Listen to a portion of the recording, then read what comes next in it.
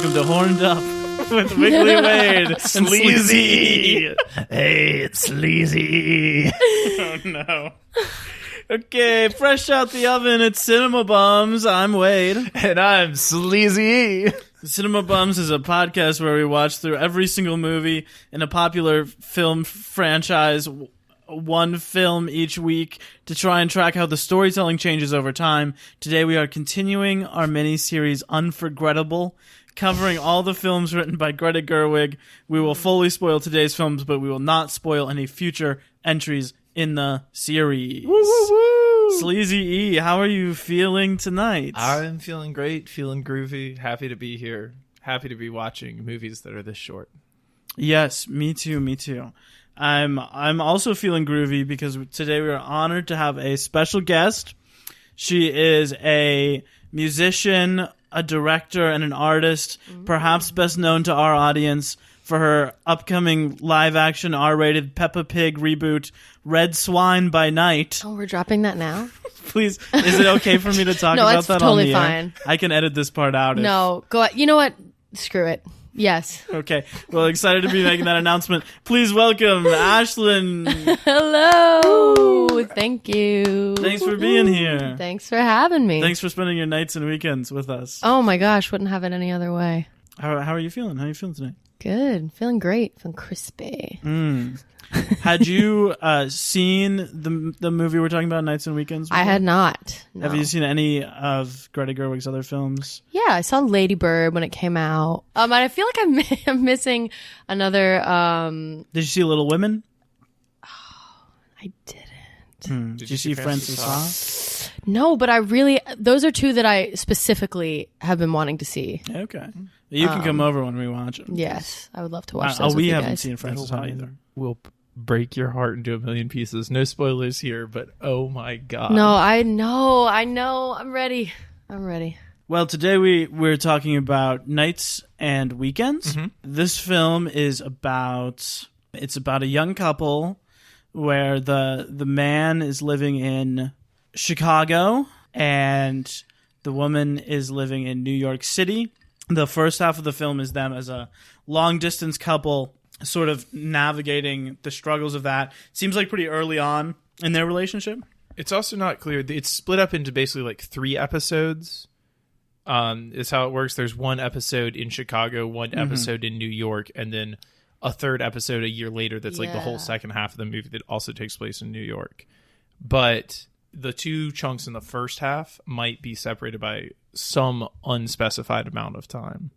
So the interesting thing about the second trip is that they're having a pregnancy scare. So they have been together recently enough for that to get started, because that didn't happen on this trip. So presumably it's been like within, I don't know, a month or 2 that they've seen each other.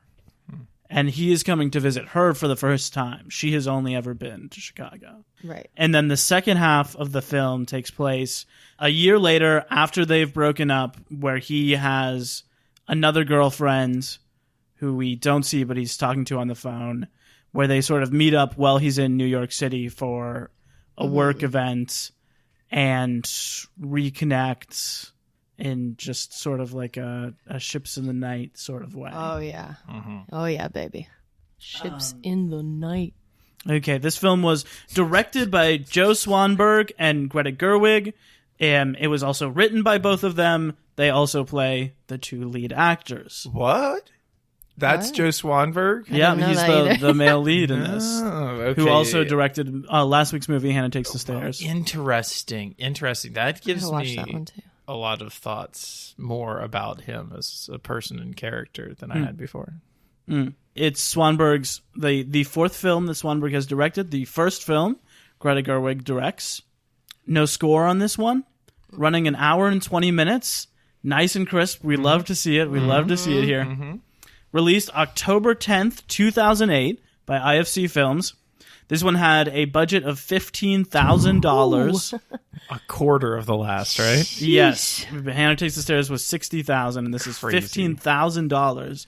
A number so small that I can almost imagine having it. Yeah, I can almost I know, I was like, imagine wait a second. raising $15,000 for a project. not Like far from it's that. like far, but Yeah. not that far Right. away. Yeah, Feasibly, like within reach. yeah. I don't think I've ever had like more than $2,000 at one point, but I can like imagine. Same. You could imagine having 15 Yeah, grand. Yeah, yes. it would feel really nice. Oh my god, I know. Honestly, to me, like anything more than like $1,800, like it's all the same past then. Yeah, Like at fair. that, Yeah, at That that makes point, me yeah, feel at so that much point, at you that better point, I'm like, about I my- can spend money on anything. yeah, like I'm paying rent, I got groceries, I'm I like, can don't do even whatever worry I want, about whatever. it. Now. Yeah. I got it. Oh man. Made a box office of $5,000, and I did get confirmation on this, so it only played in festivals and then in one theater. Okay. There was one single theater in New York where it ran starting October 10th, 2008, for some indeterminate amount of time, where it made $5,000. It has a 59 on Metacritic compared to Hannah Takes the Stairs 63. Wait, so this score is lower than Hannah Takes the Stairs? This did score lower than Hannah Takes the Stairs. The pull quote for this week is from V.A. Macedo in the venerable New York Post. He wrote... you can tell by the quality. He wrote, "This movie belongs to its stars, who also wrote and produced it. You can't say their acting is good or bad because they are not really acting. They're just being themselves, pubic hair and all." Oh. And you're right. You're right. Okay, Ash. Yeah, Sorry, I just think it's really interesting that the thing that got focused on by the mainstream media about these movies at the time that we are like kind of unfazed by, I would say, or at least I'm unfazed by, is like the nudity, which doesn't really seem like, I mean, in this it's awkward, but it's like not that big a deal, you know? I don't know. Truly, yeah. It really isn't. I feel like they were real trendsetters in that sort of way, because I do feel like it makes sense thinking about like if the nudity you saw in movies, thinking about 2008, was like Megan Fox and Transformers, or like thinking about those like early 2000s, like, you know, like all the butt shots in the X-Men movies, Right. or like those Charlie's Angels movies. Like if the kind of nudity you're seeing is those things, and then this, Sure. like it makes sense that would be shocking or whatever, like noticeable. Yeah, that's very different. But I do feel like now, like especially because of Netflix, like we just see naked people and everything all the time. Yeah. In like realistic small dramas, you know. Yeah. Yeah. The reviews and the synopsis and everything I read about this movie talked about the sex. I felt like there was way more nudity in Hannah Takes the Stairs. I think so. That may not be accurate, but that felt like it to me. Well, this is really the only gotta time see- you noticed something was happening in that movie. You're like, it's so Right. boring. I otherwise. feel like I should have watched that now. The Hannah Nah, Takes you didn't really need to. No, you didn't need to. I want to. Okay, well then you should drawn. then do it. But I'm just selling telling me. you that if you thirst watch Hannah Takes the Stairs, I'm gonna thirst you're watch gonna be disappointed. Okay. All right. Well. Yeah, I mean, there's not much in there you haven't seen in this. Okay. Paul's clammy lips. Clammy. That is the word for it. Yeah. Ashlyn, do you think Nights and Weekends is a flop or a bop? God, I wish there was an in between. That's what we say every week. we have this nuanced podcast that's all about finding the good in the bad movies and Right. now analyzing Yeah. a deeper meaning. And Totally. we started off by arbitrarily saying whether a Is movie it a rocks or sucks, and there's Right. nothing in Oh, between. man, I mean, the short answer, bop. I'll say it. I'll say Okay. bop. I'll say She'll bop. say it. Okay. Just the Emma? short answer. I meant a flop or a bop. Okay, let me preface.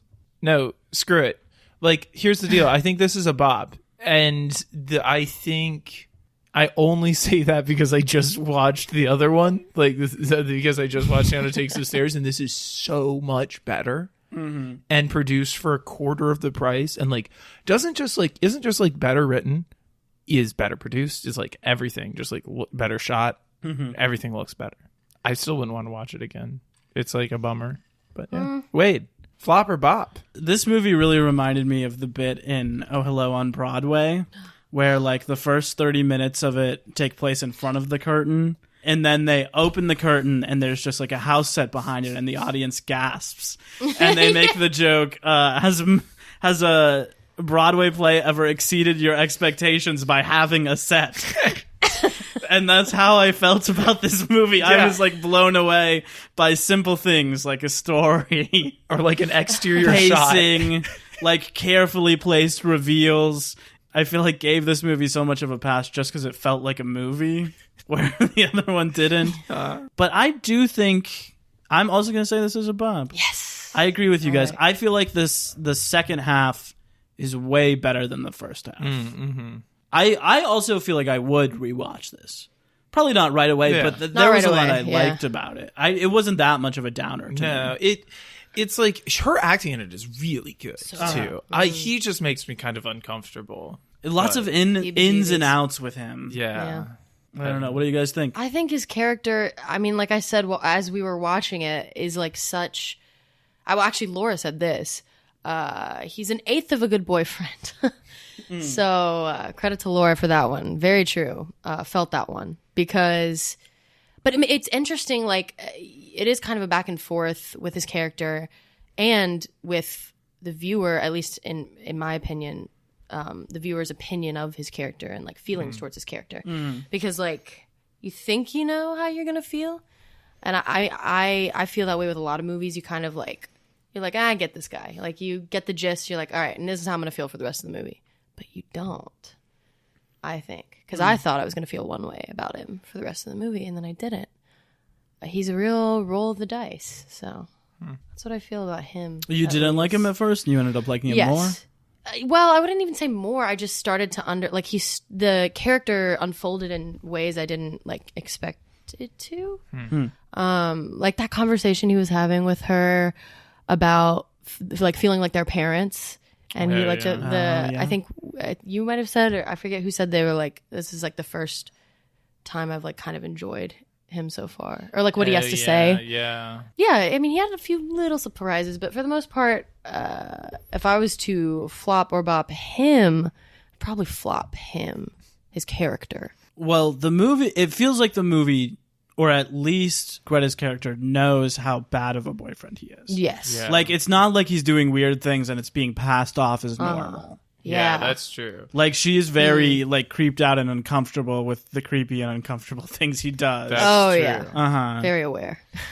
See, okay, so when I was watching this, tell me, and Ashlyn too, like, I saw in, like, that character all of the worst that I do in relationships. Like, all compiled into one person, like, in the course of one movie. like all of the little things that you do in relationships, like, all kind of condensed into one person over it causes like you a to shorter like period really of time. examine like conversations, and I see that for sure. I So get that. part of the reason why he's so like uncomfortable to watch is because there is like a fair amount of like recognition of like, yep, done that. I've done that. Like, oh damn, done that. Like, done that too. And like, you probably haven't done all of them in as condensed a period of time to one person, but you can like recognize having done it over the course of relationships. So I think, I know Wade said that we were going to get intimate. Now we were talking about films where things actually happen, that, like, could happen to you in real life. Yes, that's why I think it's a bop overall, because it could, like what you were saying is so true, because it's like you're watching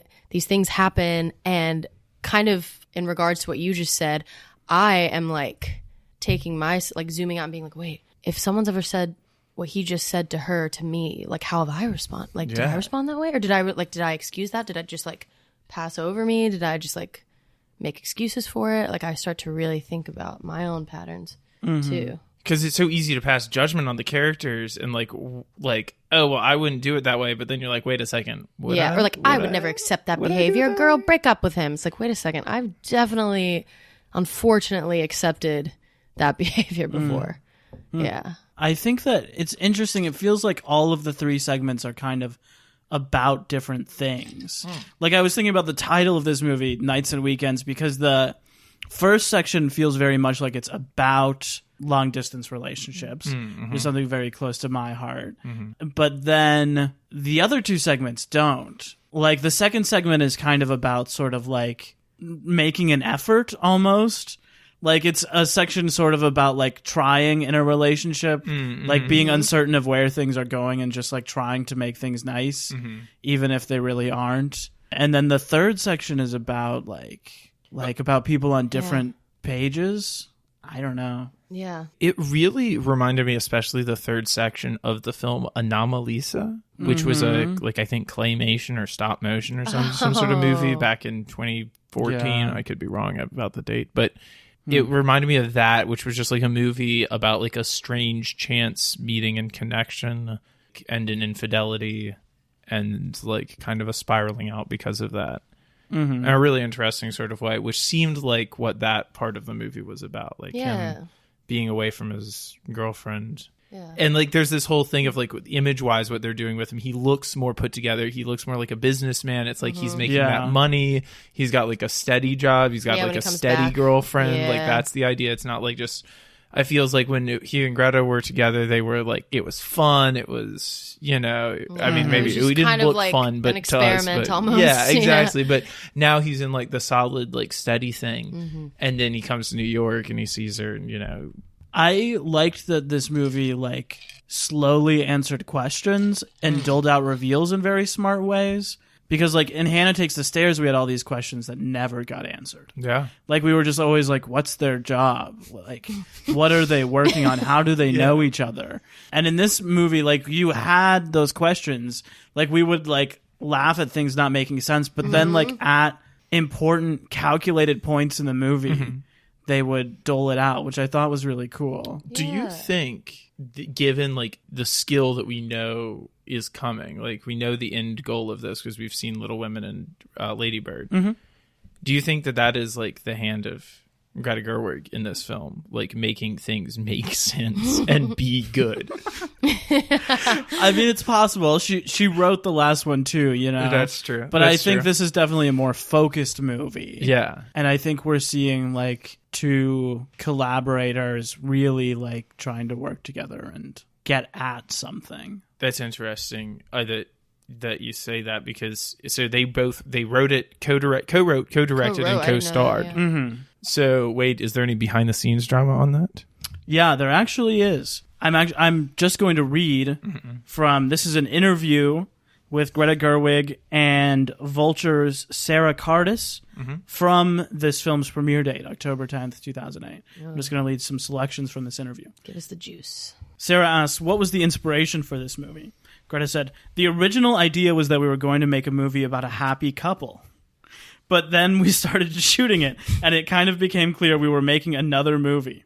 We shot everything that we wanted to shoot for the original movie we planned, and then we got into a huge fight. We didn't talk to each other for like 3 months. And then we were going around the country to different film festivals with Hannah Takes the Stairs, and we started talking again. Joe brought the hard drives with all the footage from the first parts of Nights and Weekends, and we opened it up, and when we put together what we thought the movie should be, we realized that we had to shoot more. We shot the second half of the movie a year after the first half. So it was a year later in our lives and a year later in the characters' lives. It was a very weird birthing process for a movie. They ask, what's your dynamic with Joe normally like when you're not estranged? She says, there isn't a normal dynamic between us. Our entire relationship is based on work. And because of that, it's sort of like we don't know how to be any other way than completely intense and absorbed with one another. It's never really been like, oh yeah, let's just go grab coffee for an afternoon. It always ends up like screaming accusations.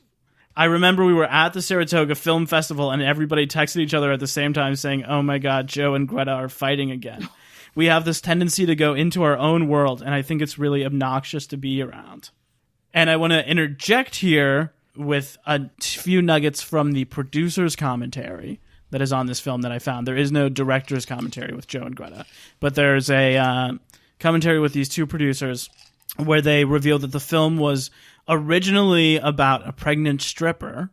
Unbelievable. Yes, okay. And there was a quote that says, there was a hard time drawing the line between what was real in the world of the film and what was real in the manifestation of the relationship of their characters. It was creepy, but it rang true, especially with what was happening off set. And then I've also got, just to wrap this up, they ask her about the nudity in these two films. And Greta says, I don't mind being nude on screen or anywhere, really. But having someone touch you on camera is really... It's really kind of an awful experience because half of your brain is like, okay, I want to make this look real because I want it to feel real for the audience. But then you're fighting to say, but it's not real. But it actually is real because someone is actually touching you. The kind of work that you have to do to disassociate from your body is kind of traumatic. I don't enjoy that aspect at all.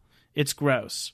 But these films are sort of this weird document that I'll have as I get older. I can't even believe now, looking at Hannah, that was my 21-year-old self was okay with that. You know? I'm sort of shocked that I was just like, no, it doesn't have to be flattering. I don't care. I'll just be naked. I think that's sort of beautiful. Huh. And then they say, so would you take a role in a sort of big-budget Hollywood movie if it came around? And she says, definitely. Anything that would pay me would be great. There you go. God, we gotta love her. Oh, I love her. So how does all that strike the two of you? This sort of process where they filmed the first half as another movie, maybe not another movie, but with different intentions in mind, and then a year later came back to it and wrote the second half. I did not know that until... Well, yeah, you mentioned while we were watching it that they shot it, but I didn't know, like, an actual year. Mm-hmm. Apart, but I didn't know the reason until just now, and it's heavy. That's heavy. Like, it's heavy stuff that she had to say about the relationship. I didn't know they were co-writers.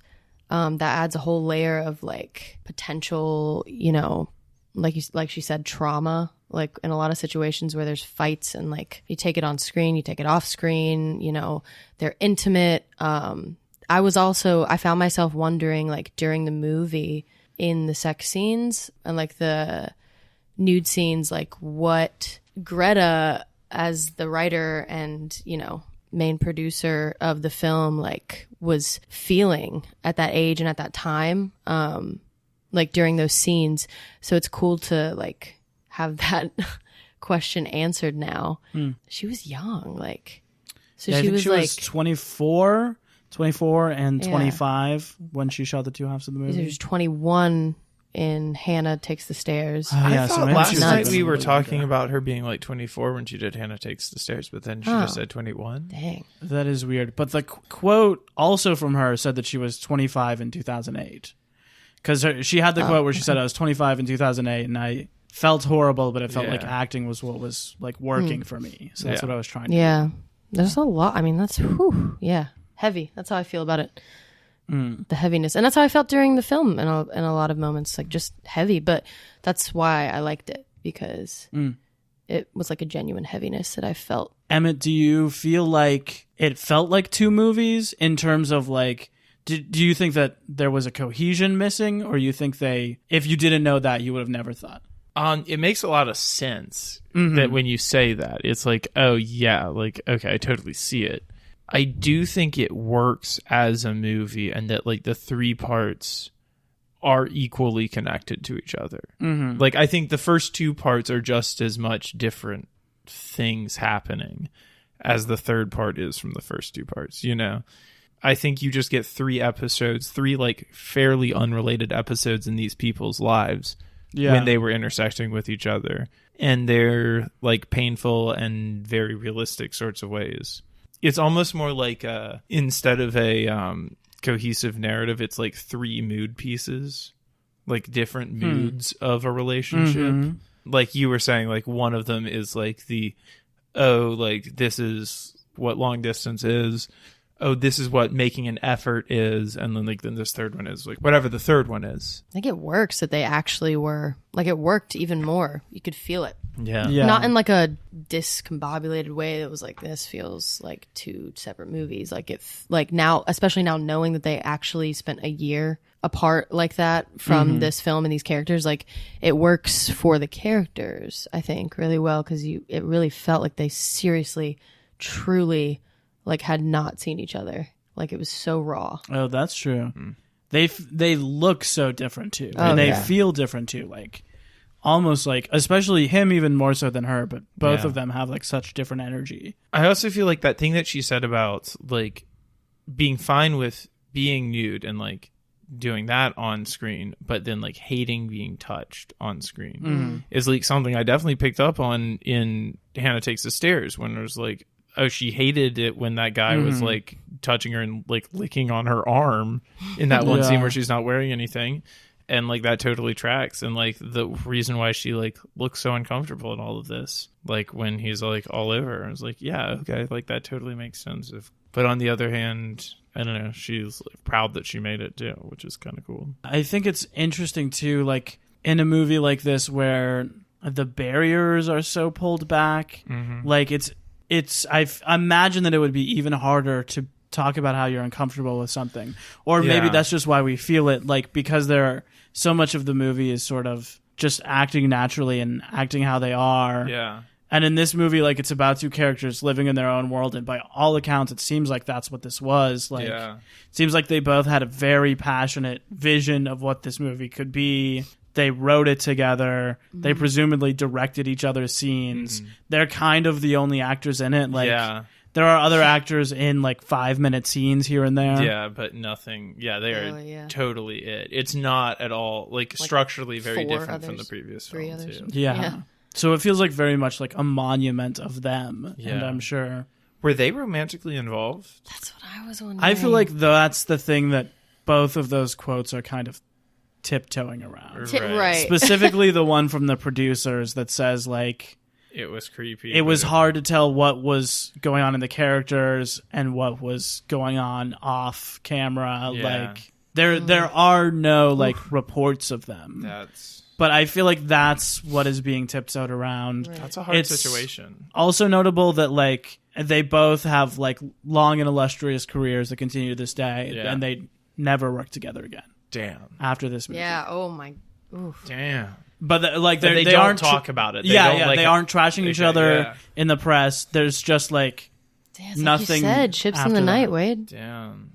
Did you find out while you were looking up the behind the scenes if this was like more improv, like how much the improv versus the like structured writing of it was? I didn't find much about that. Okay. It feels more written, but that also could be because they're better at improving than some of the people in the last one. That I definitely felt in the first section that a lot was being improved, especially because it felt like he was making the character choice to like be non-responsive, and then she just like kind of had to keep talking, and she didn't know what she was saying. Yeah. I love the scene outside of by the bean. And she's like, I won't take sarcastic joy from you. She's like, I'm only gonna like respond to this if it's genuine, and like right now you're pissing me off. Loved it. Yes. That's the moment where I was like, oh, this might be a good movie. Yes. And like after like for the rest of the movie after that, it just like kept getting better. There's also a really nice like when they stumbled over their words, especially when Greta would. There's a certain like way that people stumble over their words that you just can't write it. Like, you know, you can feel that that's like improv. Like I could feel some of those moments where I was like, this is happening.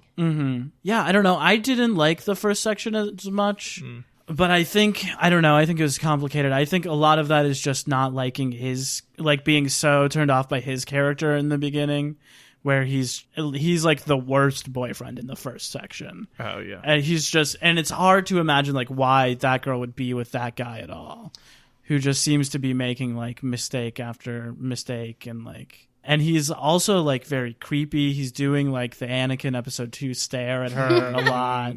Very controlling. Yeah. I was interested in the themes of that a lot. I mean, I have been in several long-distance relationships, and I lived in Chicago being in a long-distance relationship with someone. So I know, like, very intimately what it's like when you only see the person, you know, like, once every few months. I liked that they talked about sort of, like, the event. Like, she talks about, like, how I plan everything out, and, like, the time we spend together, everything has to be perfect. And then, like, when it's not perfect, we just break down. I thought that was very accurate, and when she's like, this isn't sustainable anymore, I thought was very accurate. Yeah. But then after that, it feels like the movie becomes about something else, which is fine. Yeah. I kind of like that. Not necessarily sure if I would like to watch any of these 3 movies on their own, but when they're all together, I think it makes it into something sort of beautiful. Yeah, because they never get like too like each of them is kind of a bummer, but they never stay with any of them long enough to make it like a complete downer, you know. And then they move on to something else, and you're like, oh, new information, like new plot things to like unfold, and like that's interesting and like exciting enough that you're not like down about it until the end. It is kind of plot driven, yeah, especially in the latter second half. Yeah. It's the situation in the third chunk of the movie they find themselves in is the most contrived thing, which is that he has ended up in New York City. He's a video game developer who's getting profiled in a magazine in New York. So he's in New York for that. And he calls her and says like, hey, I'm in New York. If you want to meet up, let's meet up.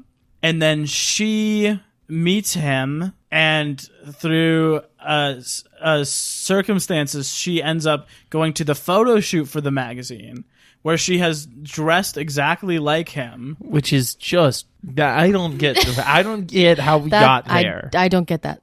I don't get that element. It's weird. And they just end up there together, and then the photographer is being like, "Oh, let's bring your girlfriend in the picture." So obviously, that was the contrived. What if you guys kiss? What if that photographer? She's there. She's got her gum. She's smacking the gum. She's got the nose. She's the most ring. Like tropey like part of the movie. She is for sure.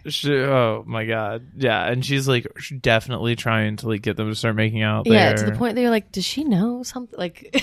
What's she doing? She's really the private eye who is hired by his girlfriend to follow him in New York. It's the most contrived thing. So then they're in this situation where they've been like making out in a photo shoot, but they still haven't like done anything in real life. And then they're like, you know, hanging out with each other that night, looking at the photographs of them kissing and being like, isn't that so funny? Wouldn't it be? But maybe, unless. Wouldn't it be like crazy if you guys just like stripped? Like, oh my God, never mind. But like, it would be crazy. It'd be so. Okay, anyways, pose. And then, but wait, then it gets better though, because she's there afterwards and they start making out. Mm-hmm. And then he's like, oh, sorry, I got to go take a call. She's like, she's like, oh, I'm going to go to the bathroom, like slip into something more comfortable. And then he's like, she comes back. She's like, oh, I got to go make a call to his girlfriend. He's there gone for like 45 minutes, whatever. Yeah. And there's a long scene of them at dinner where he's over talking to his girlfriend on the phone, and she's just like sitting, and she doesn't know about the girlfriend at any point, but I'm sure she like is wondering something about the calls he's taking. Yeah, she knows he's like involved in something. In that way, she's listening to Home Wrecker by Marina and the Diamonds and just living. She's saying, I don't care. She hasn't left her house in a year. She's only been out with Pete Buttigieg's grandfather the whole time. In that way, this is a very 2008 movie, because if it was, 5 years later and he's like a famous enough game developer to be profiled, he's got a Twitter, he's got Instagram, she looks him up, she sees his new girlfriend, like all of that stuff is taken care of in an instant. Also, she's also has Tinder downloaded, and so when she's done with it, she's like already got some new way hotter boyfriend by the time he shows up a year later. Right, yeah. Like you're in New York. The most unrealistic part of this movie is that he has a new girlfriend and she doesn't have like some but hot, we could also conclude that she knew that this was not going to work out, and she knew like a responsible ex-partner / just responsible person, she needed time to heal and be alone. Well, that's and true. He strikes me as someone who just like needs next girlfriend, because when they're in that like last section together, it shows her like being really happy and excited and like nervous the whole time we're together, and then it will always cut to her like going off on her own and like crying or screaming, like clearly being very like emotionally drained by that reuniting, which we don't necessarily see him. We also never find out like what happened. I mean, she didn't know. Yeah. So in the beginning, she doesn't know that she's pregnant. She just thinks that she might be. Yeah. In the second chunk, In right? in the second chunk. And she thinks it enough that she has talked to her sister and told her that that might be happening. But the whole second chunk is sort of about that, but we don't find that out until the very end of it. And she says something like, maybe if we don't have a baby and we didn't see each other again, like, what would I be to your life? Yeah. Like, Yeah, that was one of my favorite parts because it felt like very brave in a way that like I was like, dang, I don't know if I've been that brave in past relationships to be like, what would I be in your life if this wasn't like just very holding a mirror to, you know, not being selfish, totally being objective and like, what would I be like holding up a mirror to yourself and the relationship. It was like very brave to me. And I was like, wow, she doesn't see herself as like a half. She is a complete whole person. And she is asking a very honest question, like, what would I be to you? The relationship feels very real. Yeah. Like, I think even when you're sort of like hating what they're going through, you understand like where they're at always. yeah. They make that really clear. Yeah. Except maybe at the beginning, I feel like I just don't know, since he has such a transformation. I feel like then looking back, I don't know like why he was such a jerk at the beginning. Yeah. What? See, you can kind of, I don't know, this is what they were going for. You can kind of like retroactively make it make sense because you're like, oh, he could kind of like feel the relationship was like falling apart. And so like, you know how you get worse as like you feel a relationship Get crumbling. lazy. Yeah.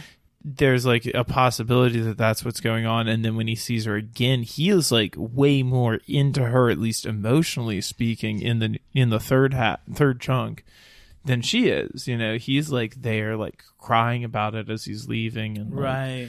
Wanting to really cuddle upset, like and- wanting to cuddle. I mean, she's like going through it like when she's off on her own, but he is like wants to He be doesn't even wanna emotionally have intimate sex. with her. He doesn't He want to just have wants sex. to He just wants to like be there, make talk, out with her, relax, and talk, like he says. relax. It's very strange. So he's like in it for more than just like the like, oh, I want to like sleep with somebody else other than like the girlfriend. There's, Yeah. like, some, Like this there's, meant like, something. And yeah, I was it like, meant okay, some- so this is some what this sort of meant to thing you. to them, Yeah. It gets clear. I think like the first time they seem like a couple who's pretty early on yeah. and is pretty unsure of their future. Yeah. And is like figuring stuff out. And in the second one, you see that they're like a couple who is really thinking about like, what if we are, like, what if I'm stuck with this person? Or like, what if this is a significant relationship? Like, can I devote myself to this person? Yeah. And then in the third one, they feel like people who like really went through stuff together. Like Yeah. you can feel that they really know each other in that third section in a way Yeah. they didn't in the first two, which is presumably from like whatever happens after the second one that we never hear about. Right. And I love that we never hear about it. I love Yeah. that they don't Yeah, like they don't have to talk about it. That's not what Yeah. the third act is about. yeah, it's not them dealing with the fallout of that. Yeah. I love that too, because then once it's almost like they knew, like in the third act, it's like they knew the reason that there was that, like, I mean, for one, it had been a year, but like the reason there was like that sense of like nervousness and like that candid like playfulness, even though they knew each other, was that I feel like they knew if they took it just a step further, they knew what would happen. Like it wasn't going to work. They knew once they crossed that certain line that like it was just going to fall apart again, and they didn't want that to happen. So they were just kind of really leaning into that playful, like, ooh, would we? No, we can't. Like, you know, once it did happen and they did try to have sex, it didn't work because they had like crossed that line, and they knew they shouldn't have. Like, at least I think she definitely did. How does the second chunk end? It ends with them having that talk where she reveals that she might be pregnant, and she asks him like, what would I be in your life? And then is there a scene of him getting on a plane or like going No, to the it airport just- or something? it just like, ends. It's almost like they give you the closure of him leaving, because it definitely feels like that was the last time they were ever together. Like, Yeah. whatever happened after he left, they were never like in person together again. A full year later, I don't know. You feel it feels like you get the like the coda of that moment of like, oh, him leaving and her, and like knowing he's never going to see her again. Which they're only going to show you that scene one time because he thought it was happening at the end of the second half, and it's actually happening at the end of the third half of like. That's like kind of that thing about like, sometimes you're like, wow, okay, things are cyclical. Like you wind up, you like see the same person at the same time of year, like every year you're like the same person like creeps back into your life and you're like, well, what's up with this? Like, how did this happen? Like, this is pretty crazy. My fault? Do I really actually secretly like, do I want this? Am I making this happen? Like, or is this just like, I mean, can you guys imagine like if your ex called you and was like, hey, I'm in town, you want to meet up? That happened to me. That's happened. Oh, yeah, you were just saying about how that like just happened to me fairly recently. Yeah. I mean, that happens. I feel like that's not the weirdest thing, right? That's a real thing that happens. And it doesn't always mean there's like anything going on. Sure. Your ex calls you, says they're in town, they want to meet up. Then you end up making out at a photo shoot. So you're recorded in like the pages of Newsweek as making out. Then you like get drunk, go to the hotel, try to have sex, and they're like, no, let's just talk. And then they like sob to you at 3 a.m. at the airport, and then they leave and you never see them again. Like, imagine those 2 days. I imagine the day after. Yeah. Or just the day of you leaving the airport. It sucks. Yeah. Yeah, it's a bummer, like you said, Emmett. It's a bummer. It is. I have had... I'm not going to get that intimate on this podcast. Never mind. But let me just say, I can imagine it all too well. I haven't had anything like that, but when in long distance relationships, especially thinking about Chicago, which I did in the first section, I have done like the 4 a.m. red train back from like dropping someone off at the airport, being like, I don't know if you're ever gonna where we're at. I don't know when we're going to see each other next, right? Yeah.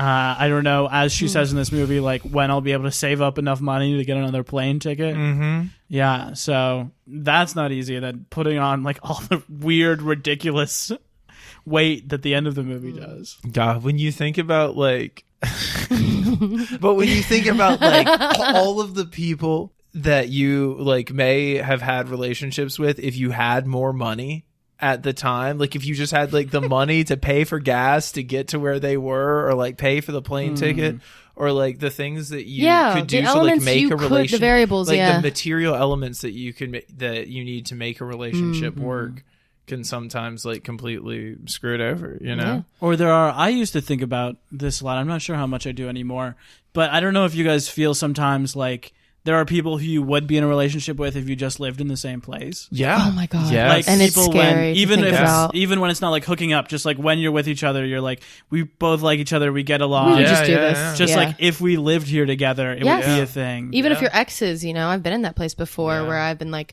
this would happen, right? Like this would happen again, or you know, if we were in the same state, city, whatever. Yeah. It's such a like trippy, it definitely messes with your head. Like even if you're past like the feelings and you're like over the person, over the situation, you think about that and you're like, wow, like it can mess with you for sure. Yeah, I definitely think we like see it messing with Greta's character. Oh yeah. In like such a major way. Because she's so emotionally like aware and smart, but like she is also very vulnerable, you know? She's not just like, I feel like a lot of characters are presented as one or the other. They're either like too, especially if they're like women, you know, they're either too emotionally, you know, vulnerable, and they're not like presented as like people who are smart and protective of their energy. But she is both vulnerable and very protective of her energy, I think, and like knows what's up, but is screaming in the bathroom after, you know, like it's a good balance. It's a very well developed, like, or like I like the layers of her character are really relatable. Yeah, you can see how much she's grown up from Hannah Takes the Stairs, like as a person, like either the character or the like like Greta Gerwig herself, but like she is just like more whole and like full, like you say, like more like both of those things. And like I feel like in Hannah Takes the Stairs, she is like very smart and very vulnerable, but like too much, and it like is to her character's detriment. Kind of, it's like kind of part of what screws her up, and makes her also feel like less of a full character too, because real people are that way. Like real people are like both vulnerable and like badass and like all the other stuff. Exactly. You know? Yeah. There also is that interesting layer that isn't really touched upon a lot, that her career is tangled up in it too, because it seems like she's some sort of like freelance reviewer, because she says like I don't know, in a moment where she like really has to talk herself into saying something. Yeah. You know, similar to what we talked about last week with Kate in these scenes of like building up to like saying whatever a controversial thing may be. She has to like build up to asking him for like the number of the reporter to see if she can get in touch and get some sort of gig. And then he's like, oh, is that what you've been so upset about? Like something as small as that? So then there is that question, like, is that what she was upset about? Is the other thing that she was upset about? Like, does he call her and say, I'm in town? Or does he call her and say, like, hey, I'm in town doing an interview for a big magazine, you know? Yeah. I think he does say he's in town doing something for someone. I think he says the name. Yeah. She is at the interview. And she is at she's at the interview. Right. Because he probably, moment. I think they definitely weird. wanted to reconnect. And so it was like, he knew what was going to happen. But he was like, come with me here, come with me there, you know? They should do everything together. Imagine you're like a 7th tier celebrity. You made a video game that was cool in 2008 and you're getting a single interview with one picture like somewhere in like Popular Mechanics. And you're bringing your ex-girlfriend along as your entourage? Yeah. Can you think of anything more pathetic? Yeah. Honestly, that's... And this was definitely like before the era of there being any real games journalism. Just like now, if he was like making like a video game that was popular enough to be written about in a magazine, like people would know who that dude was. Would be like a whole industry built around sort of like interviewing him. And Sure. And he would be tweeting 5 times a day to his fans, you know? Yeah. So like, there's also the great comedic action bit where she is she has overwatered one plant on one side of the bed, and she's like desperately trying to put the water back in. So then she like grabs it and puts it in the another plant on the other side of the bed, which then gets overwatered. So she's trying like with both of her hands outstretched to catch the water and quickly put it back, which was so funny. And then the phone rings. Yes. Oh, that stupid ringtone. Insufferable. It's right attached to her bed, so it's dripping onto her bed from these plants. That was great. Just like a really clever idea I haven't seen in a movie before. I have a quote here written down that I thought was particularly wonderful, where she's talking to her boyfriend. I think this is in the first or maybe the second bit, when he says, talking about his father, he says, I think he's a great man. And she says, that's really nice. Yeah, that conversation was very real too. Very funny.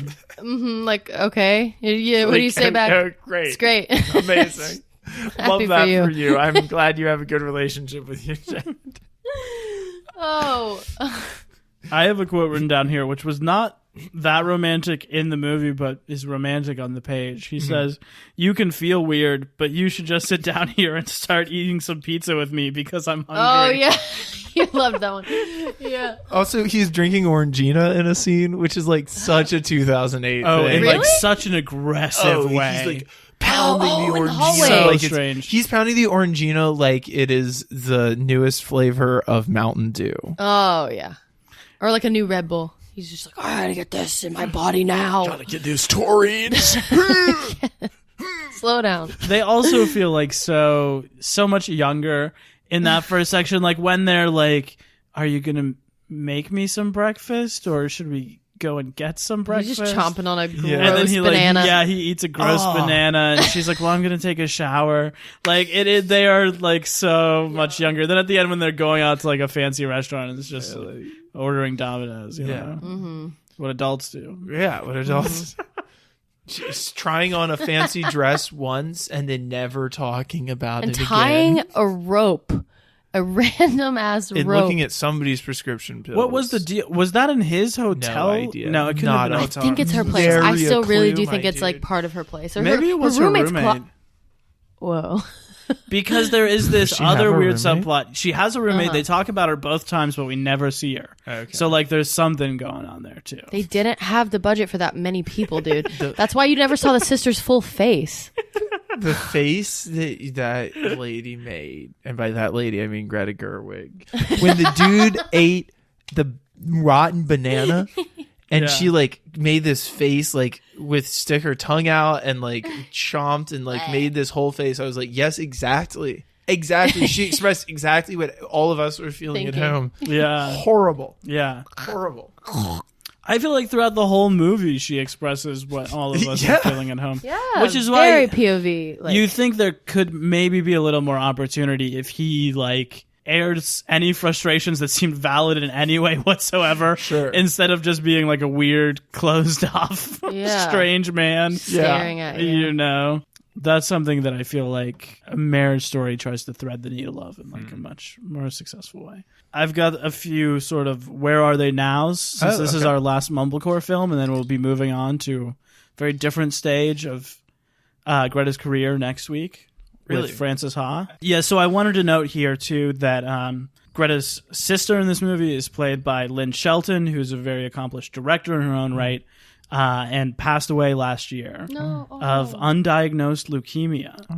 She was also Mark Maron's partner. What? He's a comedian and a podcaster. His WTF with Mark Maron and TV shows. That's really sad. Yeah, for sure. So rest in peace. And I want to say people should check out Mark Maron's episode about her work, which is really good.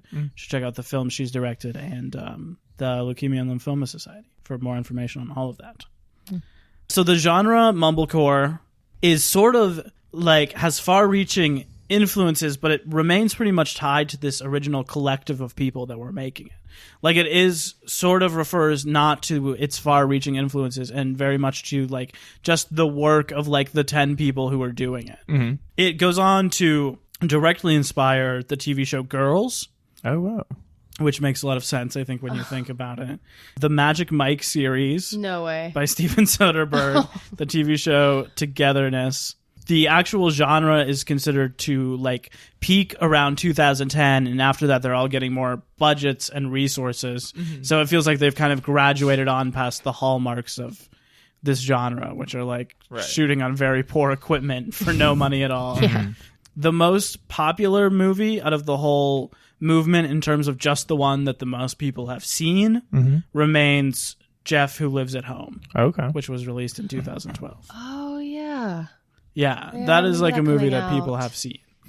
There is like right now in film still like sort of a burgeoning experimental scene, which is really influenced by this, particularly in the works of Amy Seimetz, who directed She Dies Tomorrow last year, a very weird movie that some people really liked, and Alex Ross Perry, who directed Her Smell in 2019, which was also very weird and talked about. So Joe Swanberg keeps directing movies. He directs 7 movies in the year 2011, 7 full-length films that all get released. I'll remind you, is the best year for film ever. That must be why. 2011? Yeah. Then in sort of like the mid-10s, he does Drinking Buddies, Happy Christmas, and Digging for Fire, all of which get wide releases. So those are like big steps up for him. He directed all those? Yeah, he directed those, and those have Anna Kendrick, Lena Dunham, Olivia Wilde. Performance every single time. Jake Johnson, who is a frequent collaborator of him.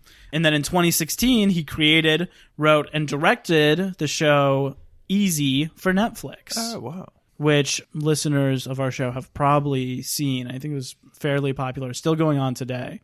So that was his thing and has a lot of the influences. Greta Gerwig, through her work specifically directing this movie, got noticed by Noah Baumbach, the director.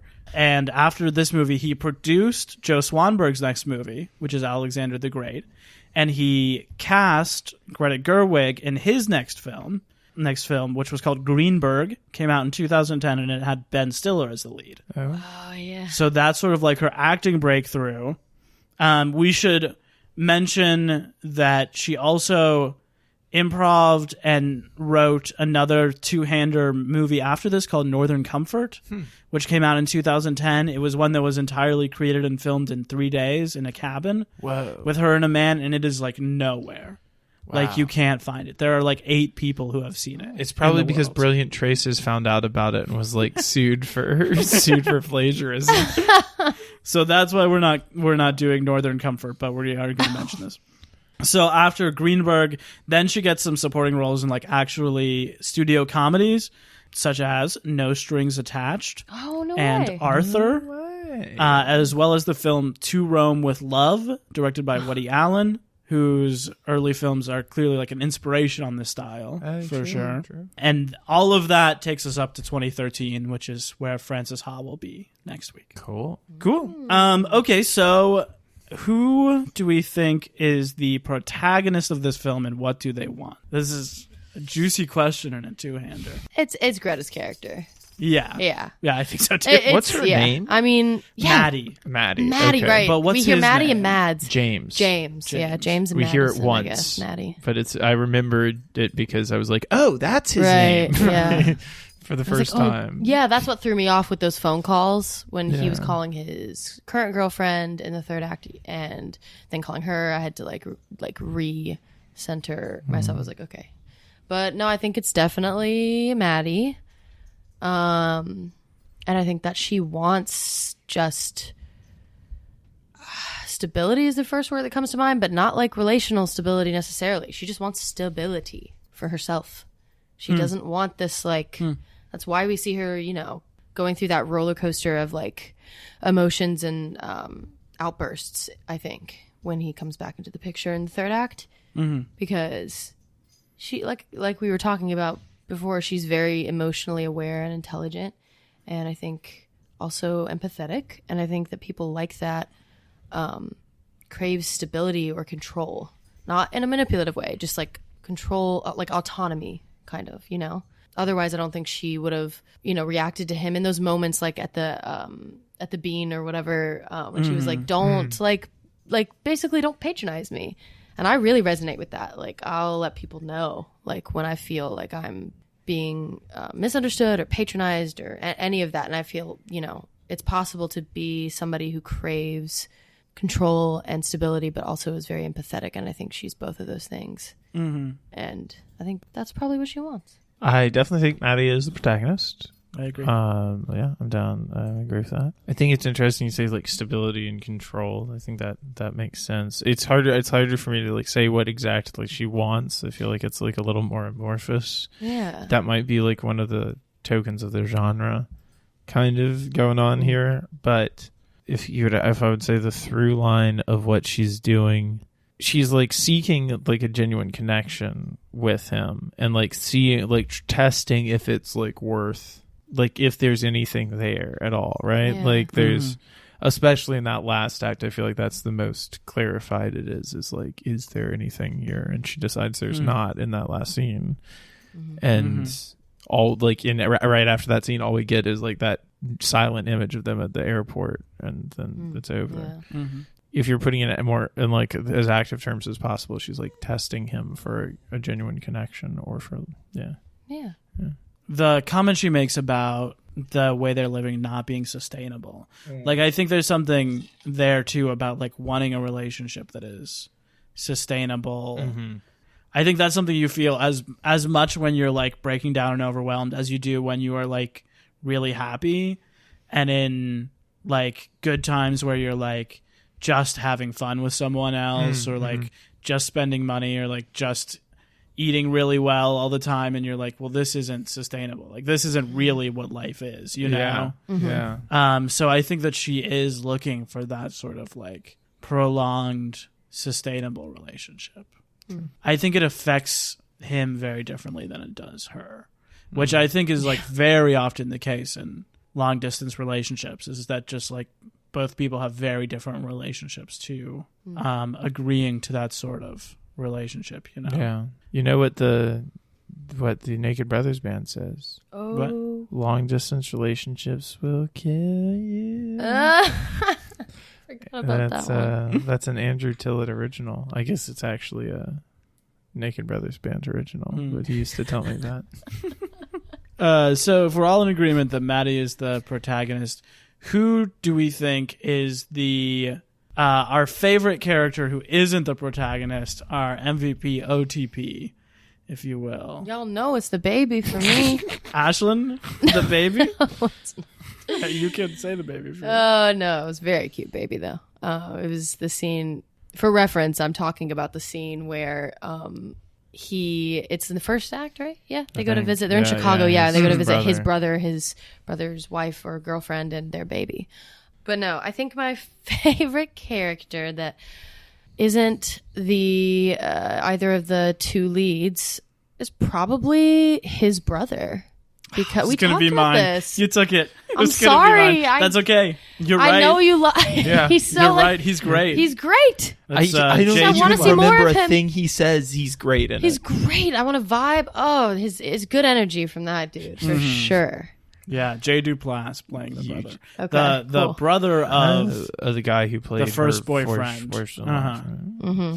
Emmett, MVP, OTP. Well, or anything else we want to say about the brother while we're talking about it. Oh, well, I just feel like his house seems like a cool, safe spot, like a nice, warm place to be. Like, I feel good for that baby. I feel good for that baby. I feel like he's got, like, or she, I think it's a girl. Yeah. I think she's got a good life ahead of her. She's got a good set of folks. So I'm happy about that.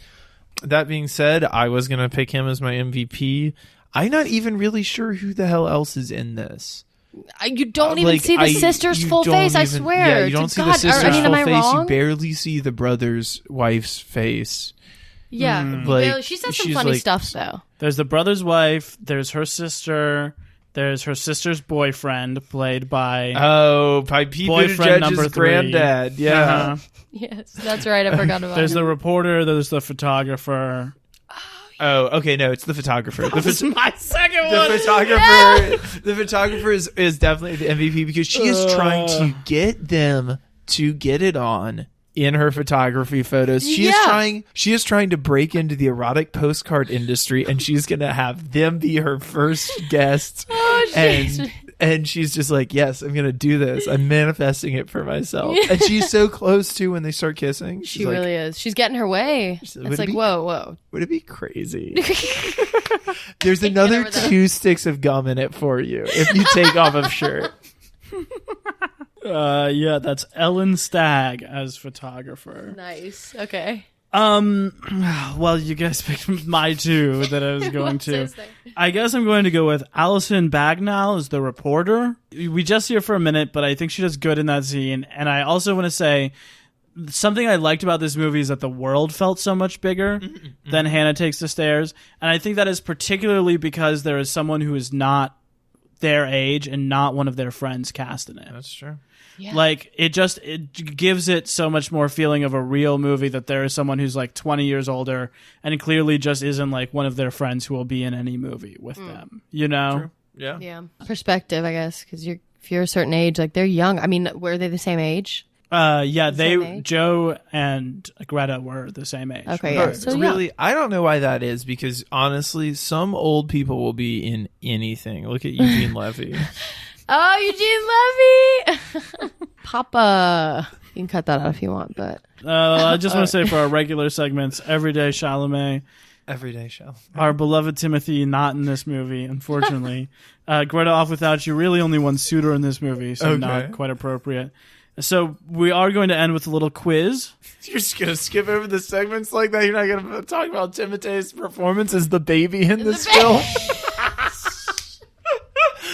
Incredible Timothy work. Chalamet as Baby Alice. The most honest work he's ever done. Oh. Okay, now it is time for a little segment I like to call It's Getting Greta All the Time. In this quiz, I will read you a quote, and you will have to tell me whether it is from acclaimed film director Greta Gerwig or acclaimed climate change activist Greta Thunberg, perhaps best known to our ignorant American listeners as Greta Thunberg. Let's get it started. We're going to start off with some easy ones. Since our leaders are behaving like children, we will have to take the responsibility they should have taken long ago. Greta Thunberg. Greta Thunberg. That is correct. Correct on both counts. It sounds so extra ignorant to hear the way Americans pronounce her name after hearing the correct pronunciation.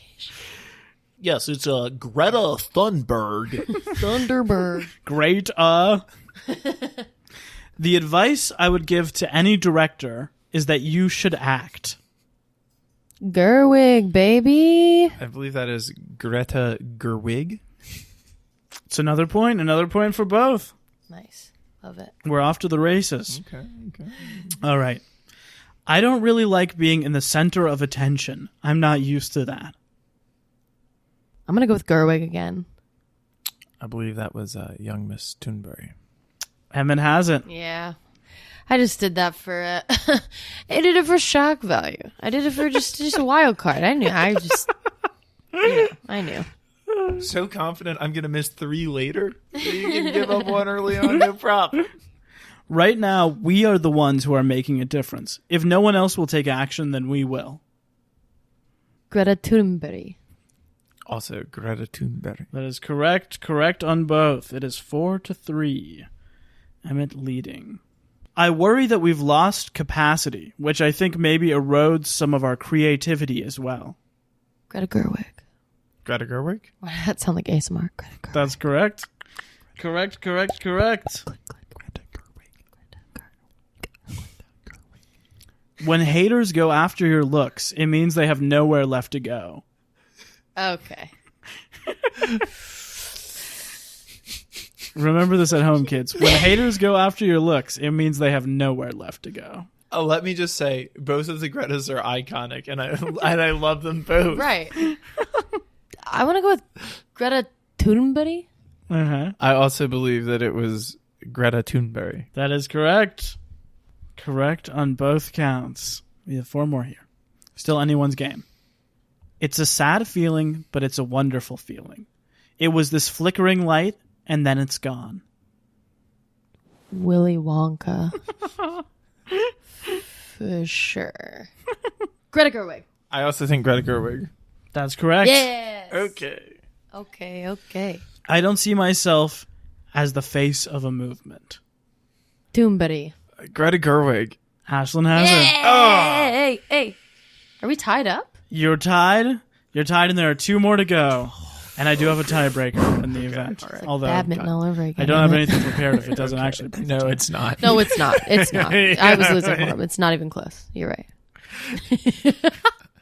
It's quite depressing to look over and see someone checking Instagram. It's a real bummer.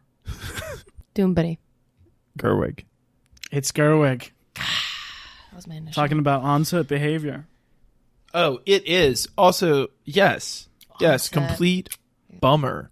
Do not check your digitals while you're on rehearsal or on set. Oh, yeah. Lame.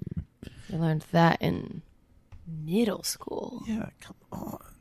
All right, this is the last one. And Ashlyn, you have a chance here to tie this up, and then we'll go into overtime. Ooh. Or Emmett, you could take it. Okay. Everything is built and then destroyed and then just thrown out. Greta Thunberg. Greta Thunberg. Both wrong. Oh! Greta Gerwig. Well, you win, though. That means Emmett has it. Congratulations. Nice. Congratulations to Emmett. Wait, really? That was Greta Gerwig who said that? Yeah, so that was in the context of an interview where Greta Gerwig calls Thunberg, quote, the better Greta, and says that because of watching the better Greta's efforts, that Gerwig is committed to sustainability in the costumes for all of the films she works on. Whoa. Okay. So What so that quote is talking about the normal process that everything in a film does. Everything is Yeah. built and then destroyed and then just thrown out.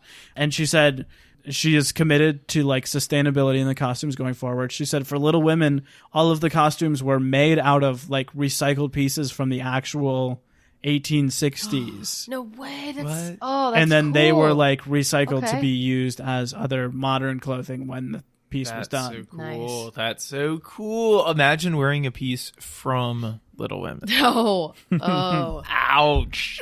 Oh! Oh, that's cool. That coat? Yeah. Damn. Okay.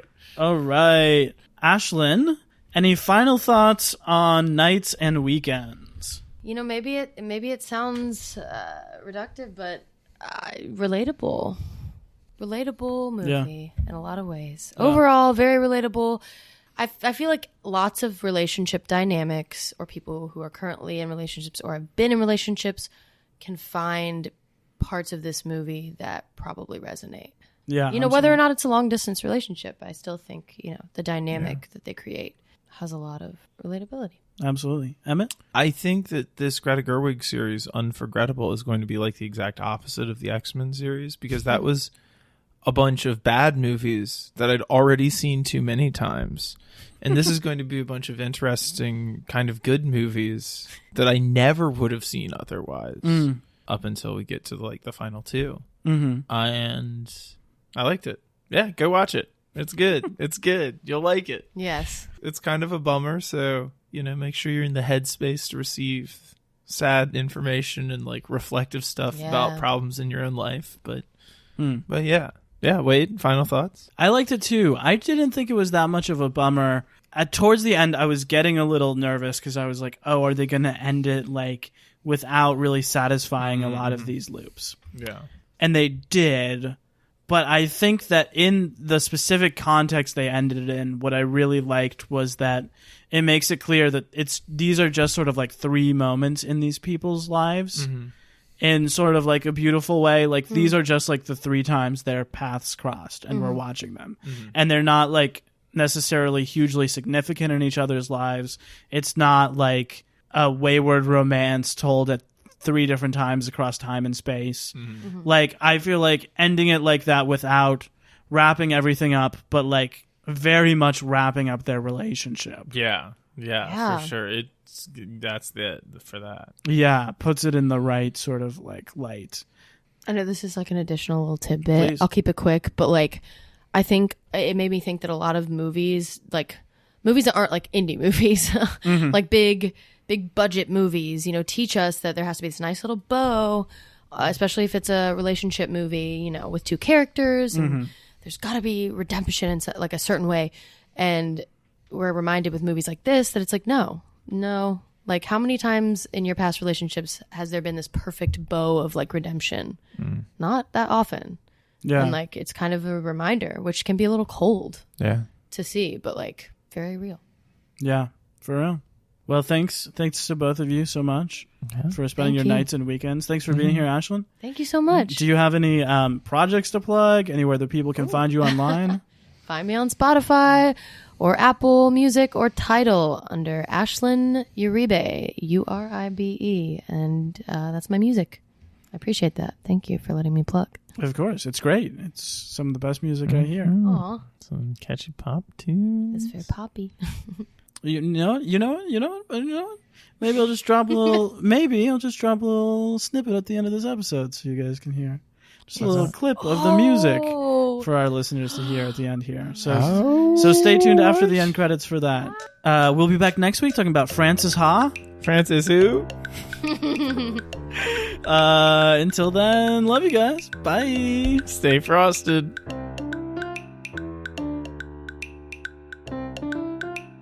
Cinema Bums is a production of DKG Podcasts. It is created and produced by Emma Temple and me, Wade Lawrence Holloman. I also edit and mix the podcast. Our theme music is by Zane Holloman, who you can find on Bandcamp, and our show art is by Autumn Beckner. Our social media is managed by Laura Bennett. If you like what you hear, please tell all your friends, and leave us a 5-star review on Apple Podcasts, the 2 best ways to spread the word about our work. You can also follow us on Instagram @CinemaBums or email us at cinemabumspod@gmail.com. Don't flake on us. We'll be back next week.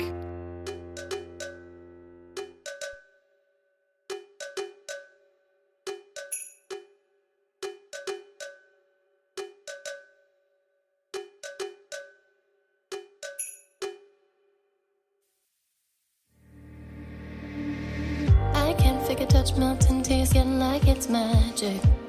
I care for you, boy, but we both know that something is lacking. You're giving me nothing. I'm supposed to pretend that it's worth it. My vision's expensive, my time indispensable, and nothing we knew. Baby, not to mention, you've already got my attention. Yeah, don't take it for granted. Ooh, you.